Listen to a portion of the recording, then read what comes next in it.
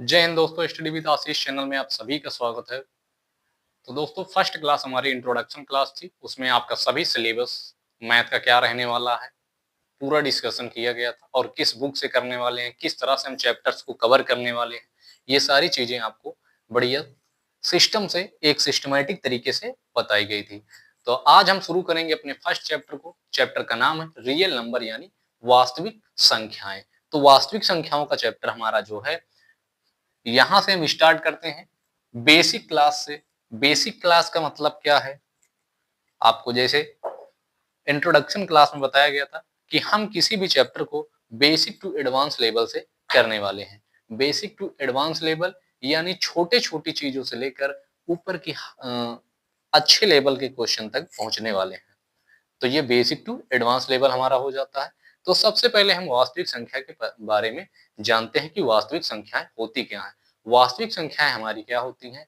वास्तविक संख्याओं में भाई परिमेय संख्या और अपरिमेय संख्या दोनों संख्याओं को सम्मिलित किया जाता है, या फिर हम कह सकते हैं कि वास्तविक संख्याओं के अंदर परिमेय संख्या के समूह को और अपरिमेय संख्या के समूह को सम्मिलित किया जाता है।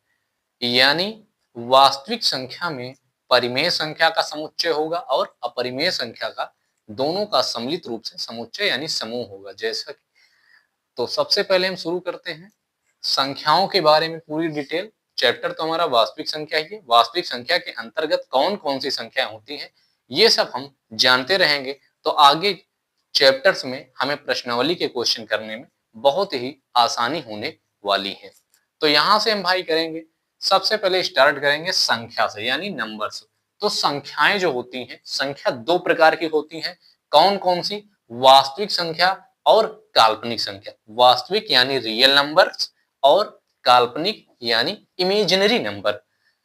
अब वास्तविक संख्या तो हमारा चैप्टर है, मेनली हमें इसके बारे में ही जानना है, लेकिन काल्पनिक संख्या के बारे में थोड़ा जान लेते हैं। काल्पनिक संख्या, वास्तविक संख्या आपको क्या बताया गया कि इसमें परिमेय संख्या और अपरिमेय संख्या। परिमेय संख्या क्या होती है? परिमेय संख्या जिसे p बटे q के रूप में लिखा जा सके, जैसे -1, -2,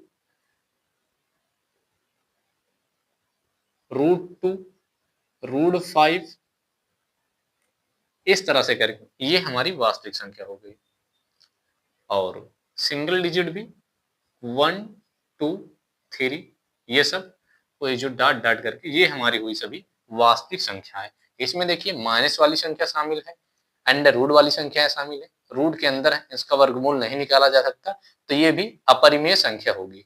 और 1, 2, 3 इन्हें हम कह सकते हैं प्राकृतिक संख्याएं। अभी नीचे सबके बारे में डिटेल से आपको बताया जाएगा। तो ये सभी संख्याएं क्या है? वास्तविक संख्याएं हैं। ठीक है, वास्तविक संख्या के अंदर परिमेय संख्या और अपरिमेय संख्या। अगर इनकी बात करें तो ये परिमेय संख्या है, ये भी परिमेय संख्या है। √2 और √5 ये अपरिमेय संख्या है। ये क्यों अपरिमेय संख्या है, क्यों परिमेय संख्या है, इसको हम अभी आगे बढ़िया तरीके से करने वाले हैं। बस आपको ये बात समझ के रखना है कि वास्तविक संख्या में परिमेय संख्या और अपरिमेय संख्या के समूह को शामिल किया जाता है। अब हम बात कर लेते हैं काल्पनिक संख्याओं की। तो काल्पनिक संख्याएं अंडर रूट के अंदर रहेंगी और माइनस में रहेंगी, जैसे -3, -13, -5 डॉट डॉट करते इसी तरह कर देते हैं। रूट के अंदर अगर माइनस में रहेंगी तो ये है काल्पनिक संख्याएं यानी इमेजिनरी नंबर। अभी इस काल्पनिक संख्या के अंदर सम्मिश्र संख्या भी होती है, कॉम्प्लेक्स नंबर। इसको आप क्लास 11th में पढ़ने वाले हैं बढ़िया डिटेल से। कॉम्प्लेक्स संख्या का आपको चैप्टर ही मिलेगा, तो हम उसके बारे में ना जाकर वास्तविक और काल्पनिक की चर्चा करते हैं। काल्पनिक को यहीं पर छोड़ते हैं, बस काल्पनिक का काम यहाँ खत्म है। अब हम आ जाते हैं अपने वास्तविक संख्या में। तो वास्तविक संख्या के अंतर्गत जैसा आपको बताया गया कि परिमेय संख्या और अपरिमेय संख्याओं के समूह को शामिल किया गया है। तो अब परिमेय संख्या यहाँ से आ जाती है हमारी। परिमेय संख्याएं क्या होती हैं? परिमेय संख्या जिसे हम p बटे q के रूप में लिख सकते हैं। p बटे q क्या? p मतलब इसको अंश मान लीजिए और q को हर मान लीजिए। अंश और हर के रूप में लिखा जा सके वही हमारा होता है परिमेय संख्या। ठीक है, परिमेय संख्या अंश बटे हर के रूप में लिखा जाए। जहां एक बात ये ध्यान देने वाली है कि q is not equal 0। q का मान 0 के बराबर नहीं होना चाहिए। अब q का मान जिससे 0 के बराबर हो जाएगा तो p बटे 0, तो ये आ जाएगा इनफिनाइट यानी अनंत, अपरिभाषित। तो अपरिभाषित नहीं होना चाहिए, अगर अपरिभाषित हो गया तो ये फिर परिमेय नहीं है, इस चीज को परिभाषित ही नहीं किया जा सकता। समझ में आ रहा है मेरे भाइयों? तो परिमेय संख्या हमारी हुई जिसे हम अंश बटे हर के रूप में लिख सकते हैं। जैसे बात कर लेते हैं हम परिमेय संख्याओं की, तो यहां से अंश बटे हर के रूप में जिसे 4/3 ये परिमेय संख्या है, 5/2 परिमेय संख्या है, -4 परिमेय संख्या है, -4 को -4/1 लिख सकते हैं हम। ये सभी इस तरह से परिमेय संख्याएं हुई। ठीक है, तो परिमेय संख्या हुई। अब परिमेय संख्या की बात को हम आगे बढ़ाते हुए चलते हैं। तो इसमें देखिए परिमेय संख्या में भी दो संख्याएं हमारी हैं, पूर्णांक संख्या और भिन्न संख्या या दशमलव। देखिए यहाँ पर भिन्न ये बना हुआ है ना परिमेय में, तो ये भिन्न के रूप में लिखा गया है, तो ये भिन्न है। या इसे भाग देंगे, जैसे देखिए 5/2 है, जिसको हम भाग देंगे तो क्या बन जाएगा, 5/2 को भाग देंगे तो 2 दूनी 4, 2 पंचे 10, तो 2.5 आ जाएगा। ये दशमलव बन गया यानी डेसिमल में बन गया। तो यही परिमेय संख्या जो है इसे भिन्न और डेसिमल के रूप में लिखा जा सकता है। तो भिन्न या दशमलव को परिमेय संख्या का भाग हम बोल सकते हैं। और पूर्णांक क्या है? पूर्णांक, पूर्णांक जैसा कि आप जानते हैं, पूर्णांक माइनस इनफिनाइट से प्लस इनफिनाइट तक, जैसे 0 हो गया हमारा, -1, -2, -3, इधर लेफ्ट साइड आएंगे। संख्या रेखा पर अगर इसको प्रदर्शित करेंगे हम, 1 2 3 4 5 डॉट डॉट आगे इसी तरह जाएंगे, तो ये हमारे हुए क्या, पूर्णांक। पूर्णांक में कौन कौन आने वाले हैं? माइनस इनफिनाइट से प्लस इनफिनाइट तक की संख्याएं पूर्णांक के अंदर आने वाली हैं। ठीक है मेरे भाइयों, माइनस इनफिनाइट से प्लस इनफिनाइट तक की संख्याएं ये आने वाली हैं पूर्णांक के अंदर। -1, -2, -3, 0, 1, 2, 3, 4, 5 डॉट डॉट सभी संख्याएं ये क्या हैं, पूर्णांक संख्याएं हैं। तो ये पूर्णांक संख्या की बात हो गई। अब पूर्णांक संख्या भिन्न और दशमलव की बात यहीं पर खत्म होती है, इसका आगे कुछ डिवाइड नहीं किया गया है। अब हम बात करते हैं पूर्णांक संख्या के अंतर्गत भी कुछ संख्याएं आती हैं। तो पूर्णांक के अंदर कौन कौन से होंगे? धन पूर्णांक, शून्य पूर्णांक और ऋण पूर्णांक।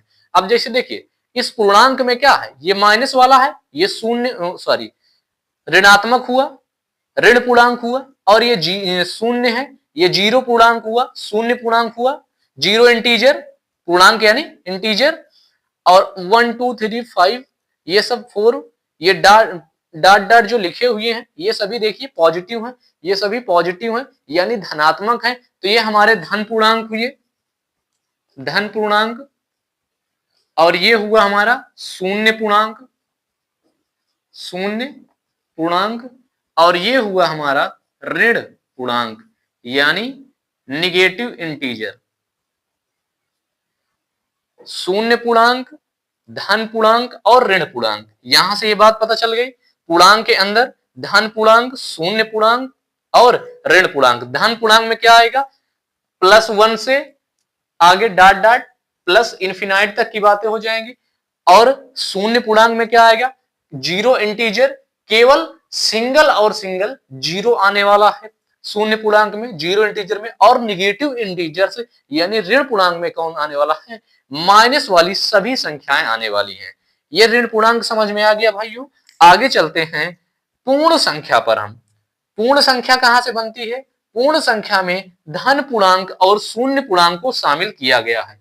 इसके अंतर्गत कौन कौन आ जाता है, 0 1 2 3 4 5 6 7 डॉट डॉट आगे की जो भी संख्याएं हैं इसमें क्या रहेंगी, पूर्ण संख्या में होल नंबर्स में, होल नंबर्स में 0 से लेकर पॉजिटिव जितने भी इंटीजर हैं वे सभी होल नंबर यानी पूर्ण संख्याओं में आने वाले हैं।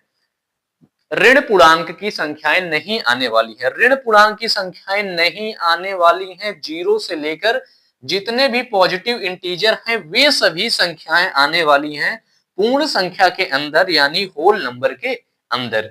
अब हम बात कर लेते हैं होल नंबर उसके बाद फिर अभी और संख्याएं बची हुई हैं, फिर हमारा नंबर आता है प्राकृतिक संख्या का यानी नेचुरल नंबर्स का। प्राकृतिक संख्या के अंदर कौन आएगा? प्राकृतिक संख्या के अंदर भाई आएगा हमारा नेचुरल नंबर जिसकी हम गणना कर सके। जैसे देखिए मार्कर है हमारे पास 2 3, 1 2 3, इसको हम काउंट कर सकते हैं 1 2 3। और भी कुछ है, यहाँ पर पेन रखी हुई है तो 1 पेन 2 पेन, इसको हम काउंट कर सकते हैं। तो ये हमारी हो गई नेचुरल नंबर यानी प्राकृतिक संख्याएं। प्राकृतिक संख्याएं जिनको गिना जा सके, अंकों की गणना की जा सके, वे होती हैं प्राकृतिक संख्याएं, नेचुरल नंबर्स। नेचुरल नंबर में कौन आता है? केवल और केवल पॉजिटिव इंटीजर की संख्याएं आएंगी 1 से लेकर, देखिए जिसको काउंट किया। अब जैसे ये 1 मार्कर है, ये बाहर चला गया, कोई मार्कर नहीं है, ठीक है भाई। तो अब क्या है, जीरो मार्कर थोड़ी ना कहेंगे। जीरो मार्कर क्या है? जीरो मार्कर कुछ नहीं, काउंट जीरो को किया जा सकता है? नहीं काउंट किया जा सकता। तो जिन संख्याओं को काउंट किया जाएगा वो आएंगी नेचुरल नंबर के अंतर्गत। अब नेचुरल नंबर में भी कुछ संख्याएं हैं, तो नेचुरल नंबर की बात हम इधर कर लेते हैं।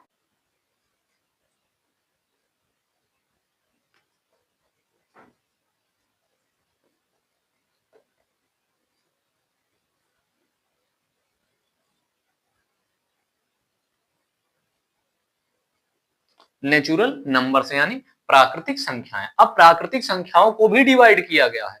तो प्राकृतिक संख्याओं को कहां डिवाइड किया गया है? प्राकृतिक संख्याओं को डिवाइड किया गया है जैसे भाज्य संख्या, अभाज्य संख्या,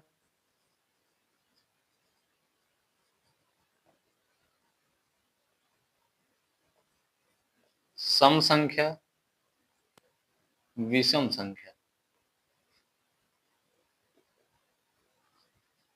इन सभी संख्याओं में प्राकृतिक संख्याओं को डिवाइड किया गया। भाज्य संख्या यानी कंपोजिट नंबर, कंपोजिट नंबर्स। अभाज्य संख्या यानी प्राइम नंबर्स।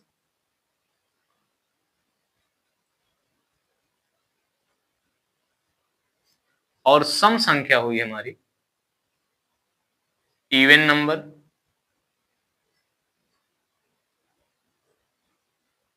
और विषम संख्या हुई odd number, odd numbers, odd numbers.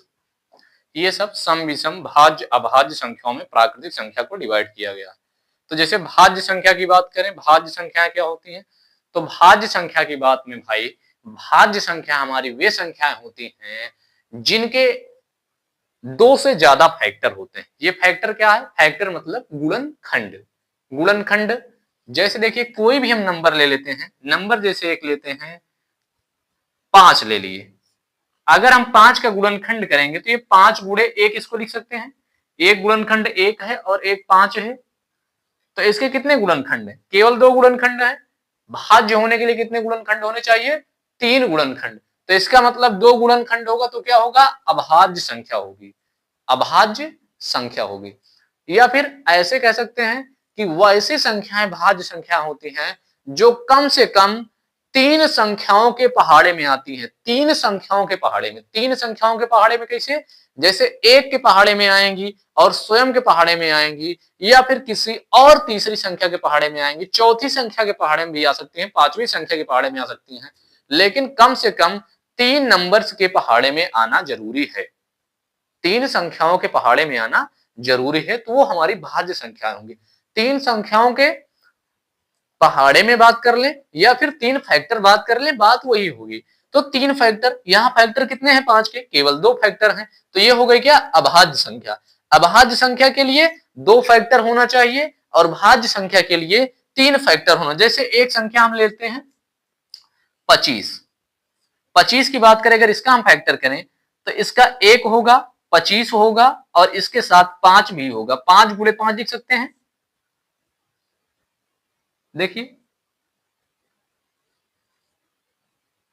5 गुणे 5, इसका एक हम लिख सकते हैं ना, इसे गुणनखंड कर सकते हैं 5 गुणे 5। तो देखिए इसका 5 एक फैक्टर हो गया, 25 हो गया और 1 हो गया। तो इससे कितने फैक्टर होंगे? 3 फैक्टर हैं, 3 फैक्टर हैं, होना भी 3 फैक्टर चाहिए। तो अगर बात करें, ये 5 के पहाड़े में आएगा, 25 के पहाड़े में आएगा और 1 के पहाड़े में भी आने वाला है।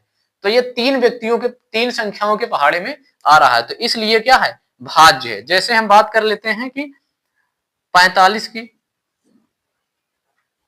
या फिर 10 की बात कर लेते हैं, 8 की बात कर लेते हैं, तो 45 भाज्य है कि अभाज्य है? 45 देखेंगे 9, 5, 3, 3 के भी पहाड़े में आएगा।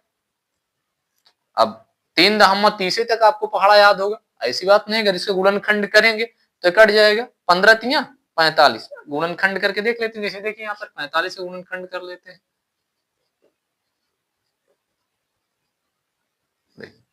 3 त्रिका 9, 9 पचे में 45, तो देखिए 3 का गुणनखंड आ रहा है, 5 का गुणनखंड भी है, 5 का बन रहा है गुणनखंड। अगर हम बात करें तो 1 गुणे 45 लिख सकते हैं इसको, तो देखिए 1 के पहाड़े में भी आएगा, 45 के पहाड़े में भी आएगा, 3 के पहाड़े में भी आएगा और 5 के पहाड़े में भी आएगा। इसका मतलब इसके 2 से ज्यादा फैक्टर हैं कि नहीं है? 2 से ज्यादा फैक्टर हैं तो ये भी भाज्य होगा। तो ऐसी संख्याएं जिनके 2 फैक्टर से ज्यादा फैक्टर हों, 2 फैक्टर से ज्यादा फैक्टर हों, वे सभी संख्याएं भाज्य संख्याएं होती हैं। वे सभी संख्याएं भाज्य संख्याएं होती हैं। और अभाज्य संख्या क्या होंगी? जिनके केवल और केवल 2 फैक्टर होंगे। और हम बात करें एक की, तो एक ना भाज्य है और ना ही अभाज्य है। एक विषम संख्या में आता है लेकिन भाज्य और अभाज्य में नहीं आता है। अभाज्य होने के लिए भी 2 फैक्टर होना चाहिए, लेकिन एक का अगर हम बात करें तो एक का सिंगल एक फैक्टर है। पहाड़े की बात करें तो एक केवल एक के पहाड़े में आएगा और किसी पहाड़े में आ रहा है? नहीं आ पा रहा है। तो 2 संख्याओं के पहाड़े में आना चाहिए या 2 फैक्टर होना चाहिए, तो एक के केवल एक फैक्टर है, तो एक ना तो भाज्य हुआ ना तो अभाज्य हुआ। अब हम सम संख्या की बात कर लेते हैं। सम संख्या क्या होती हैं? इवन नंबर्स क्या होती हैं? इवन नंबर्स में जिसके इकाई के अंक 0, 2, 4, 6, 8 ये सब होंगे, ये सभी संख्याएं होंगी हमारी सम संख्या। और विषम संख्या की बात करते हैं, अगर सम में 0, 2, 4, 6, 8 हो, तो जिन संख्याओं में 0, 2, 4, 6, 8 ना हो, जैसे 45 हो गया, 95 हो गया, 91 हो गया, और जितनी भी संख्याएं हुई जिसमें 0, 2, 4, 6, 8 नहीं होंगे, 3 हुआ, 2 3 हुआ, 5 हुआ, 7 हुआ, 9 हुआ, 11 हुआ, आगे इसी तरह करते हुए जाएंगे, संख्याओं को देखते जाएंगे। जिसमें 0, 2, 4, 6, 8 ना हो वे विषम हो गए, और जिसमें 0, 2, 4, 6, 8 हो वो सम हो गया, इवन नंबर हो गया हमारा। और प्राइम नंबर यानी अभाज्य संख्या में क्या होना चाहिए? 2 फैक्टर होना चाहिए, और भाज्य संख्या में कम से कम 3 फैक्टर होना जरूरी है। तो उम्मीद करते हैं दोस्त ये सब बातें समझ में आई होंगी। और आगे की नेक्स्ट क्लास जो हम करने वाले हैं, नेक्स्ट क्लास में हम प्रश्नावली यानी चैप्टर 1.1 का क्वेश्चन हम सॉल्व करने वाले हैं। जैसा कि आपको बताया गया है कि डॉक्टर मनोहर रे की बुक से करेंगे, तो हम उसी बुक से सवाल को करने वाले हैं नेक्स्ट क्लास में। इस क्लास को आपको बेहतरीन तरीके से देखना है। अगर कहीं पर डाउट थोड़ा बहुत रह गया हो तो क्लास को दोबारा देखिएगा, चीजें आपकी क्लियर हो जाएंगी। और नोट्स बढ़िया से इसको आप नोट्स में जैसे जैसे बताया गया चीजों को उस तरह से नोट्स बना लेंगे, तो आप रिवीजन करेंगे तो आपको काफी हेल्प मिलने वाली है। तो दोस्त क्लास पसंद आई, क्लास को लाइक आपको जरूर करना है। इसके साथ साथ आपको अपने और दोस्तों तक शेयर करना है, जिससे उन्हें भी फायदा हो सके और अच्छी चीजें वो भी सीख सकें और अपनी मैथ को सुधार सकें। मिलते हैं फिर नेक्स्ट क्लास में, तब तक के लिए जय हिंद।